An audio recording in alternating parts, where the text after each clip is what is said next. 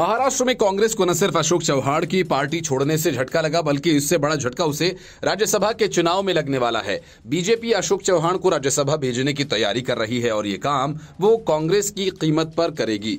अगर ये योजना सफल रही तो कांग्रेस को एक राज्यसभा की सीट गंवानी होगी, जिसे वो अपने बूते जीत सकती थी।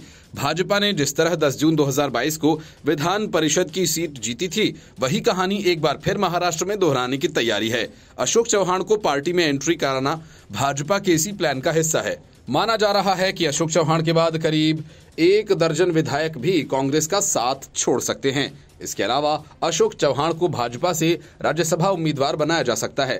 दरअसल ये दोनों ही बातें आपस में जुड़ी हुई हैं। राज्य में खाली हुई 6 राज्यसभा सीटों में से कुल 3 पर भाजपा जीतने की स्थिति में है। वह 1 सीट शिंदे सेना और 1 सीट अजीत पवार के नेतृत्व वाली एनसीपी को देने पर राजी है। वहीं 1 सीट पर कांग्रेस जीतने की स्थिति में है। भाजपा और अशोक चव्हाण का यही प्लान है, कांग्रेस को मिलने जा रही उस 1 सीट को भी जीत लिया जाए।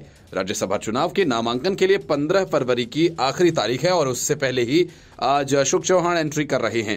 राज्यसभा चुनाव के गणित की बात करें तो महाराष्ट्र में फिलहाल कुल 285 विधायक हैं। एक कैंडिडेट को जीत के लिए 42 वोटों की जरूरत होगी। कांग्रेस के पास 44 विधायक हैं, शिवसेना उद्धव गुट के पास 16 और शरद पवार की पार्टी के पास 11।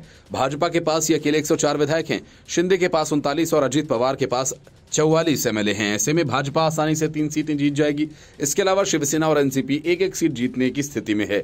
1 सीट कांग्रेस अपनी ही ताकत से पा सकती है। बस यहीं भाजपा और अशोक चव्हाण का गेम प्लान काम कर सकता है। सूत्रों का कहना है कि भाजपा 1 उम्मीदवार अधिक खड़ा कर सकती है और अशोक चव्हाण के समर्थक 1 दर्जन विधायकों की क्रॉस वोटिंग की सफलता उद्धव और शरद पवार के भी कुछ विधायक दूसरे खेमे के उम्मीदवारों को वोट कर सकते हैं। Bureau report, news of India.